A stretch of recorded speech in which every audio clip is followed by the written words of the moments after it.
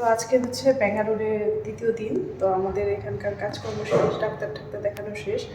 এখন আমরা বেরিয়ে যাচ্ছি। এখন বাজে 5টা, 7টার সময় আমরা বাসে উঠবো। বাসে উঠে ওই দিক দিয়ে যাবো না, এই দিক দিয়ে।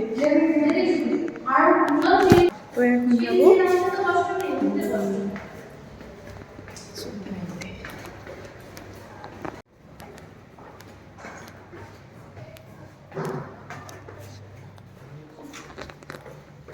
তো এই হোটেলে আমরা ছিলাম। হোটেলটা ছেড়ে দিয়ে বেরিয়ে এলাম। এসে তো রাস্তায় দাঁড়িয়ে আছি। আর তো মানে ওলা বুক করা হয়েছে, ওলা এখনও আসেনি। আর এই যে দেখো দিদি ওখানে বসে বসে পা নাচাচ্ছে, মানে ওয়েট করছে আর কি। তো আমরা ওয়েট করে বসে আছি কখন গাড়ি আসে। আর বাইরে এসে এইভাবে বসে আছি। তো গাড়ি আসলেই চলে যাব। তারপরে দেখো চলে এসেছি একবারে স্ট্যান্ডে। এখান থেকে আমরা বাসে উঠে পড়বো। আর হচ্ছে ট্রেনের টিকিট পাওয়া যায়নি। তো যেহেতু অনেকটা সময় লাগবে, সারাটা রাত লাগবে যেতে, ওই জন্য এসি বাসে টিকিট কাটা হয়েছে। অনলাইনেই কেটে বেরিয়েছি আমরা। তো বাস স্ট্যান্ডে ওয়েট করছি, মানে কখন আর কি বাস আসবে। তো এই দেখো বাস স্ট্যান্ডটা অনেক বড়। আমাদের ওখানে বাস স্ট্যান্ডগুলো যেরকম হয় তার থেকে একদমই আলাদা। তো বাস স্ট্যান্ডে এসে বসে আছি। তারপরে এই দেখো ফাইনালি বাস আর কি চলে এসেছে। আর একদম এসি বাস, আর একদম ট্রেনের মতো দেখতে। তো এই দেখো ওপরে আছে দুটো আর কি বেড, মানে কি বলে, দুটো আর কি পাশাপাশি। ট্রেনে যেরকম সিট হয় তার থেকে বেশ অনেকটাই বড়। তো দুজনের সিট উপরে আর নিচেও তাই। আর এই যে সাইডে হয়, এই সাইডে হচ্ছে সিঙ্গেল সিঙ্গেল একটা করে বেড। তো এই পাশে দুটো নেওয়া হয়েছে, সেখানে আমি আর ছেলে থাকবো, আর নিচে দিদি জামাইবাবু থাকবে। আর সাইডে হচ্ছে একটাতে ওপরে হচ্ছে ভাগ্নি থাকবে, আর নিচেরটাতে থাকবে আমার বড় ছেলে। তো এই দেখো উঠে বসে আছি। এই দেখো ওই পাশে হচ্ছে আমার ভাগ্নি, আর এই পাশে আমি আর ছোট ছেলে। মানে খুব ভালো লাগছে এইরকম বাসে, এই প্রথম উঠলাম। আর বাস কিন্তু ছেড়ে দিয়েছে, আমরা যাচ্ছি। তো সারা রাত লাগবে, অনেকটা সময় লাগবে। তো তারপরে যেতে যেতে হঠাৎ করে আর কি, হঠাৎ করে না, এখানে আর কি নামিয়ে দিয়েছে। মানে এখন বাজে রাত 11টা, এখানেও আর কি একটু খাওয়া দাওয়া করার জন্য দিয়েছে। আর এই দেখো এই যে আমাদের বাসটাকেও একটু ভিডিও করে নিলাম। তো এখন আমরা দেখি কি খাওয়া দাওয়া করি। একটা ধাবাতে দাঁড়িয়েছে। তো এই দেখো ধাবাতে চলে এসেছি। আর এই বড় ছেলে নিয়েছে লাচ্ছা পরোটা, আর আমি আর ভাগ্নি খাবো হচ্ছে, আর দিদি, আমরা তিনজনে খাবো হচ্ছে ধোসা খাবো। আর হচ্ছে দুই ছেলে খাবে লাচ্ছা পরোটা। তো খাবার দাবারগুলো বেশ ভালোই ছিল, খারাপ বলবো না, বেশ ভালোই ছিল। আর কয়েকদিন থেকে এই ধোসাটাই বেশি খাওয়া হচ্ছে, কারণ হচ্ছে এদিককার খাবার দাবার খুব একটা খেতে পাচ্ছি না আমরা, মানে যেহেতু অভ্যাস নেই, তো এই জন্য ধোসাই খেতে হচ্ছে। তারপরে খাওয়া দাওয়া করে ধোসা খেয়ে তারপরে একটু করে চা খেয়ে নিলাম, নিয়ে তারপরে এই যে চলে এসেছি আবার, কারণ বাস ছেড়ে দেবে, খুব একটা বেশি সময় দেরি করবে না। ওই দেখো আমি উপরে উঠে যাচ্ছি।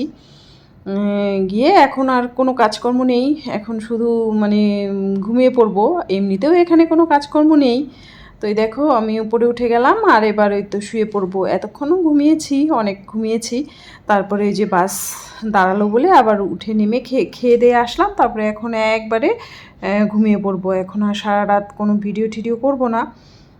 এই দেখো এই যে ভালো করে উঠে একদম কম্বল টম্বল, মানে ট্রেনের এসিতে যা যা দেয় এখানেও তাই, একদম কম্বল বালিশ সমস্ত কিছু দিয়ে দিয়েছে। আর এখানে বাঙ্কারও আছে, সেখানে জিনিসপত্র রাখা হয়েছে। আর বড় বড় ট্রলিগুলো ওই বাসের পেছনে যেরকম দেয় সেরকম দিয়ে দিয়েছে। তো এবার এই তো শুয়ে পড়বো, বিছানাটা করে নিচ্ছি, নিয়ে তারপরে যে শুয়ে পড়লাম। আর এখন একটু তোমাদেরকে টাটা করে দিলাম, দিয়ে ঘুমিয়ে পড়বো। তো সকাল হয়ে গেছে বুঝতেই পারিনি। তো ভাগ্নি মানে আমাকে ডেকে দিল, বলে দেখো মাসি বাইরের সিনারিগুলো কত সুন্দর। ওই জন্য তাড়াতাড়ি করে উঠে একটু ভিডিও করে নিলাম। সত্যি খুব সুন্দর, মানে ট্রেনে গেলে যেই রকম প্রাকৃতিক দৃশ্য দেখা যায় ঠিক সেই রকমই দেখা যাচ্ছে। কিন্তু ঝাঁকুনিটা একটু বেশি, ট্রেনে যেরকম একটু ঝাঁকুনিটা কম হয়, বাসে একটু বেশি। তো এমনি খারাপ না, ভালোই। আর এই দেখো এই যে এইবার আমরা এই তো সমুদ্রের কাছ দিয়ে যাচ্ছি।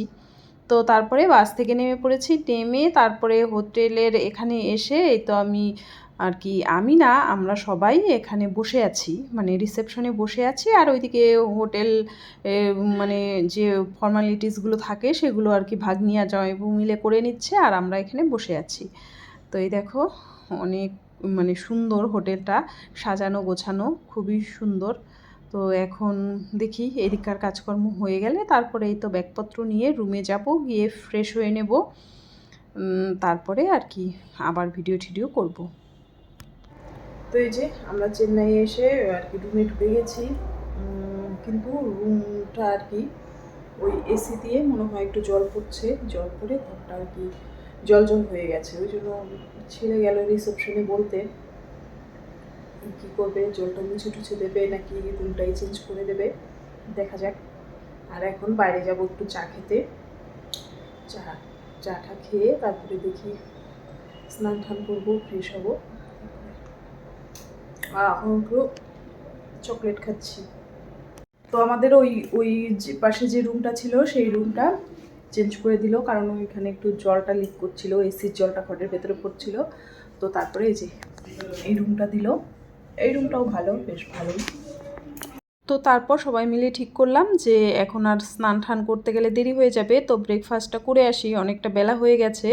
তারপরে ওই হোটেলের পাশেই একটা রেস্টুরেন্ট ছিল, সেখানে আর কি চলে আসলাম। এসে এবার একটু ব্রেকফাস্ট করব। ওই ব্রেকফাস্ট বলতে ওই ধোসাই খেয়েছি, কারণ মানে এদিকার খাবার দাবার কিছু খেতে পাচ্ছি না, ওই খাওয়ার মধ্যে ধোসাটাই একটু খেতে পাচ্ছি, ওই জন্য ধোসাই নিয়ে নিলাম। ধোসা খেয়ে তারপরে একটু চা খেয়ে নিয়েছিলাম, চা খেয়ে তারপরে দেখি এখন কি করব, এখনও ঠিক নেই, হয়তো রুমে যাব, না হলে যদি বাইরে যাই তাহলে যাব, কারণ যা গরম একবার রুমে ঢুকলে আর বেরোতে ইচ্ছে করবে না, তাই জন্য একবারে আর কি তো চলেই এসেছি।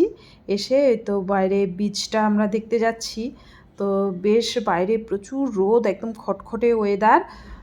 তো যাই হোক, গেলাম, গিয়ে বেশ ভালোই লাগলো দেখে। এই দেখো এই যে সমুদ্র, আর এখানে না এটা হচ্ছে তীর্থস্থান, এখানে ওই অনেক লোক ওই হয়তো ওই পিণ্ডদান ঠান এইসব করে, তো অনেক ব্রাহ্মণ ঠাম্মণ আছে দেখলাম, অনেকে আবার ওই তো কাজকর্ম করছে ওই সব। তো এই যে এইমাত্র স্নান করে তারপরে আসলাম, আর করেছি স্নান মানে ওই আমরা রুমে ঢুকে একটু ফ্রেশ ট্রেশ হয়ে তারপরে সকালবেলার আর কি সকালের জলখাবার ধোসা খেয়েছি, সবাই খেয়ে দিয়ে তারপরে ওই ভেবেছিলাম যে বিচটা দেখে আসবো, কিন্তু তারপরে বিচে গিয়ে তারপরে একবারে জলে নেমে পড়েছিলাম। তো ওখান থেকে স্নান টান করে এসে তারপরে বাড়িতে একটু আর কি ভালো করে শ্যাম্পু ঠ্যাম্পু দিয়ে স্নান করে নিলাম। আর এখানে তো প্রচুর গরম, গরম বলতে বাইরে তো গরম আছেই, আর রুমের মধ্যে সেরকম গরম নেই, কারণ হচ্ছে এসি আছে, কিন্তু সবথেকে মুশকিল যেটা সেটা হচ্ছে স্নান করাটা খুব মুশকিল হয়ে যাচ্ছে, কারণ ওই বাথরুমের জল একদম ফুটন্ত জলের মতো, ওই জন্য আর কি স্নান করাটা একটু কষ্টের হয়ে যাচ্ছে। তো তবুও করে নিলাম একটু স্নান করে।